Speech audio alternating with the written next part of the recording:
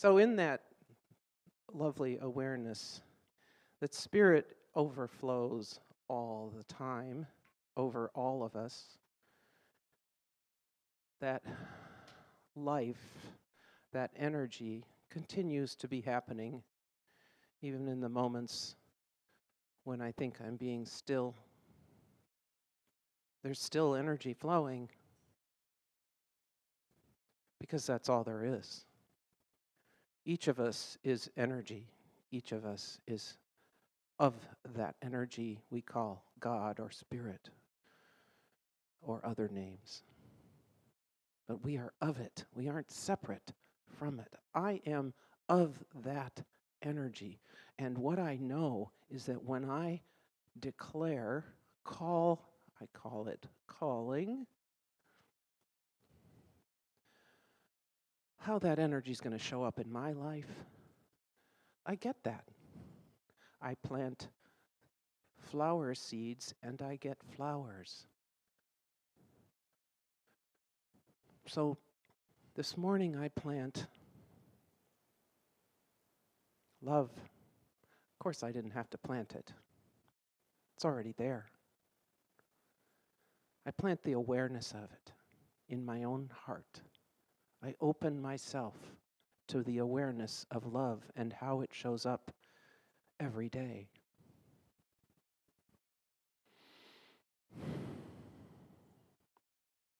So it shows up today as the people in this room.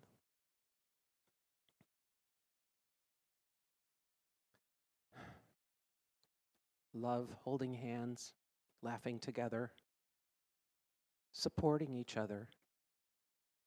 This is community. This is the way love shows up in my life as community. This is the way love shows up because this is the way I plant the seeds, and this is why it shows up. Today I know I am planting awareness. I am planting gratitude. I am planting joy. I am planting growth, learning, understanding, compassion. Asking to be aware of all these God qualities for myself. And guess what? It happens. I planted the seeds grow. So I'm grateful to know this. I'm grateful to know that each of us can choose to plant seeds of understanding, seeds of love, and seeds of growth into our own awareness. It's already there. Like I said, it's already there. I just opened the room. Oh, more metaphors. I become willing. It's lovely. I invite you to join me in knowing it's always there. So these words today go into that law that's already growing. They become seeds in the ground, and Spirit takes on the job of having them show up.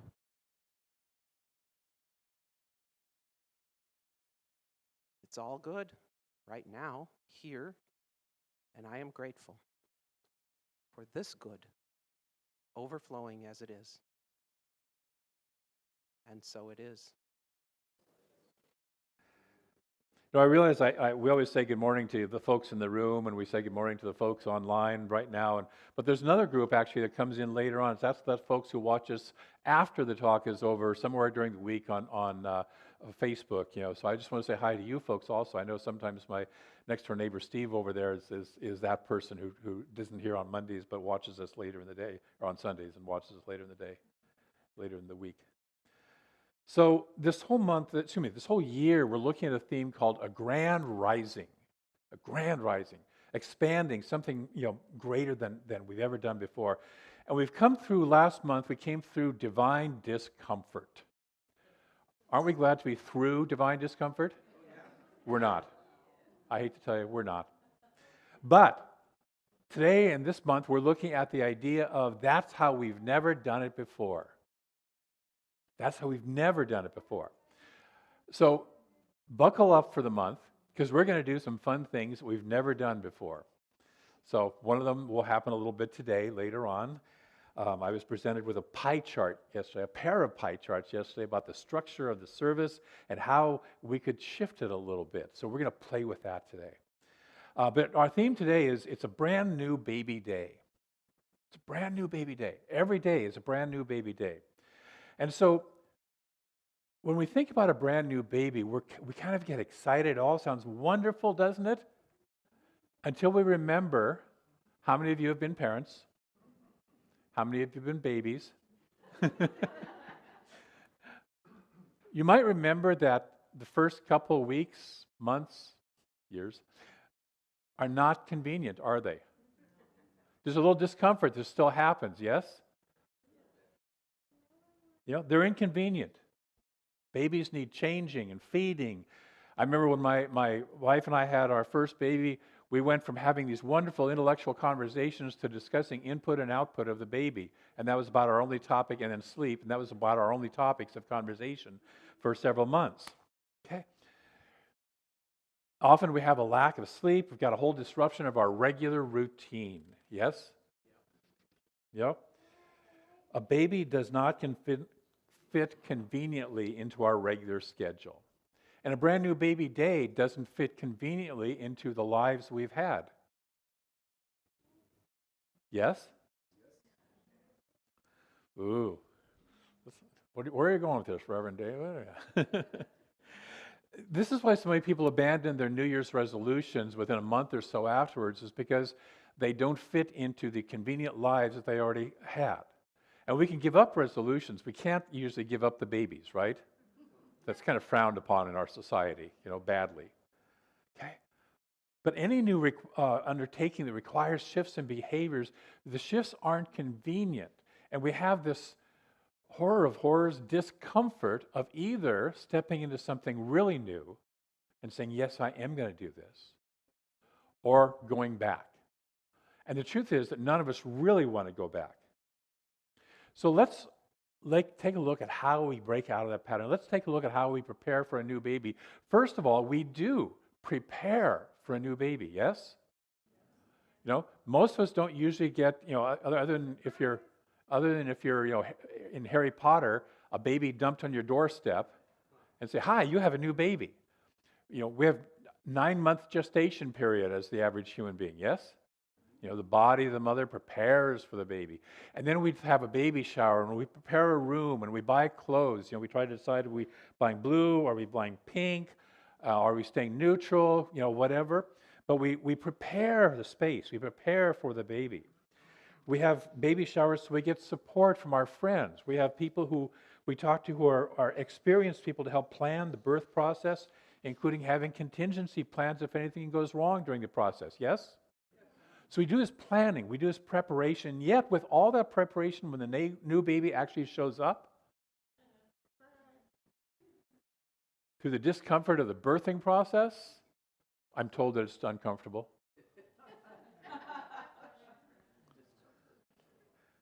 My brother-in-law once had his finger broken by his wife during the middle of delivery.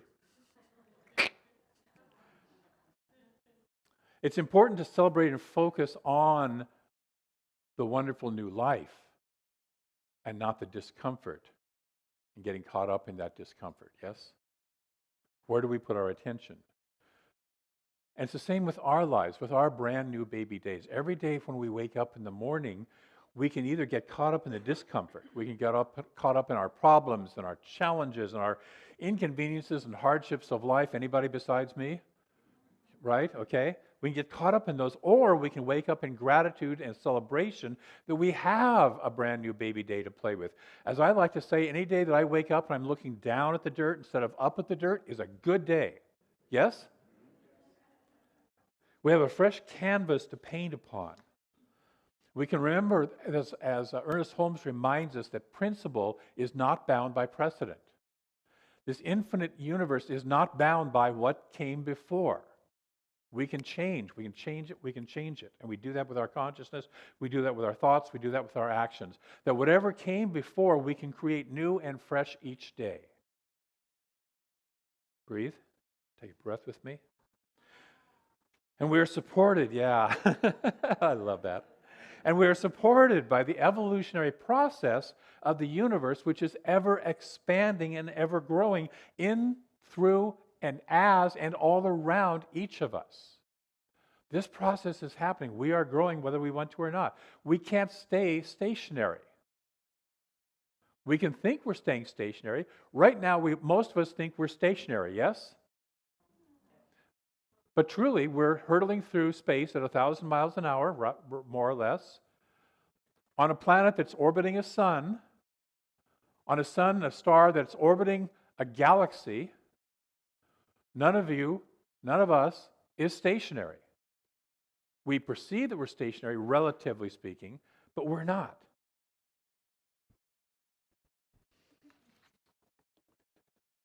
We're never really standing still physically, emotionally, mentally, or spiritually. The cool thing is that because we have consciousness, because we have choice, we get to participate in this movement. We get to participate in this evolution. We're not just little cogs in a wheel going along. We get to have choice. We get to play. Isn't that cool? I remember years ago, a friend of mine said that an insurance actuarial can predict how a group of people will act in almost any given circumstance, but they cannot predict how any individual within the group will act in that same set of circumstances. Yes? Buffy's having trouble processing that. But we are individuals. We have choice. Each new day we awaken and decide who we are and how we will live this day. A friend of mine, Robin Vintner, said, our past can always be useful to educate us as to what hasn't worked. Anybody have a past that educates us to what, besides me, what hasn't worked? Okay? But those experiences don't have to label us or define us. We can choose to decide who we want to be from this minute right now. From this minute right now. And the truth is, we've already done that. You are who you are today because at some point in time you decided to be that. Now the question is, there's that old, are you living 365 days or are you living one day 365 times? This year's 366, by the way. Are we living the same day or are we doing something fresh and new? I did not wake up at the moment of birth and say, I want to be a minister. I want to be a minister at Center for Spiritual Living of Olympia when I get to be, whatever age I am, which is about to change in a couple of days, 10 days. I didn't do that. You didn't do that. But along the way, we've made choices and choices and choices. And some of them have lifted us up and some of them have been less than lifting us up, right? They still lift us up through the education process. So we have this new day that we get every single day to play. And here's the great news. Our wonderful, well thought out plans for the day will change. The old, make God laugh, tell her your plans. They will change, as plans always do. But if we remember who we really are, which is infinite spirit and form, infinite love, infinite wisdom, infinite power, infinite joy in form, we will bring our essence to everything, living as our best self, even in challenging circumstances. Ram Dass said, if this is the beginning of the new, perfect Aquarian age, my work is to quiet my mind, open my heart, and relieve suffering. Or, if this is Armageddon, the end of the world, my work is to quiet my mind, open my heart, and relieve suffering. We bring our essence of who we are every day.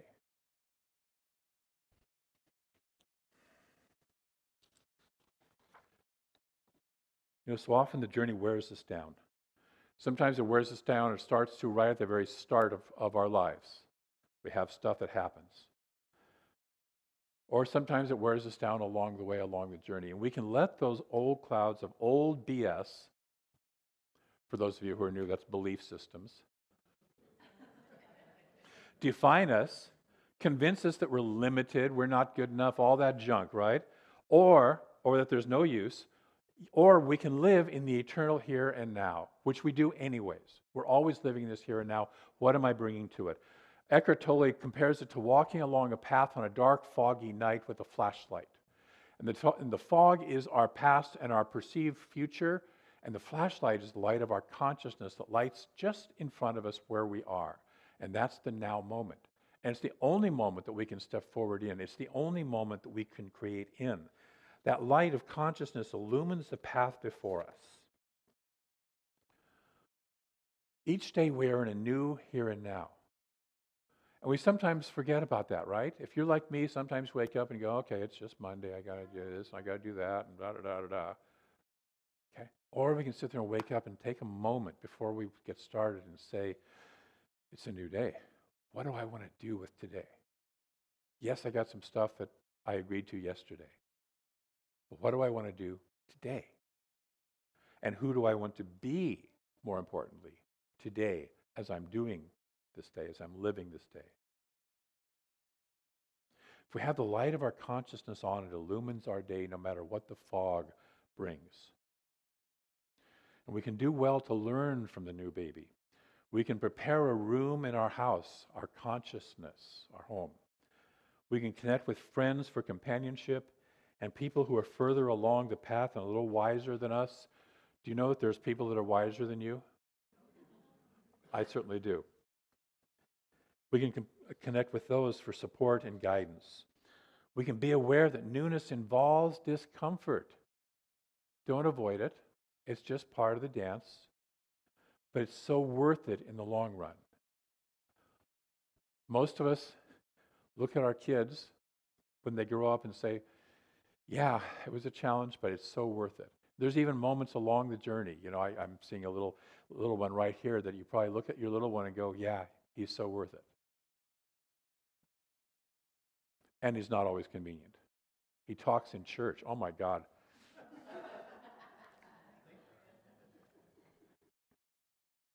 It's so worth it in the long run, this new life that wants to be born through us.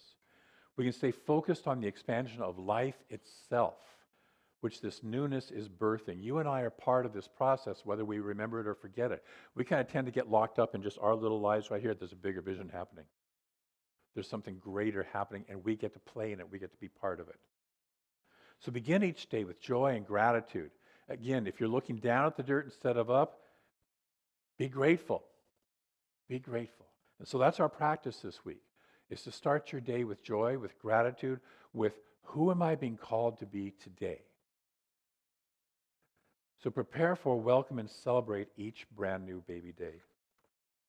I want to close with a fairly long quote from the wonderful African-American theologian Howard Thurman.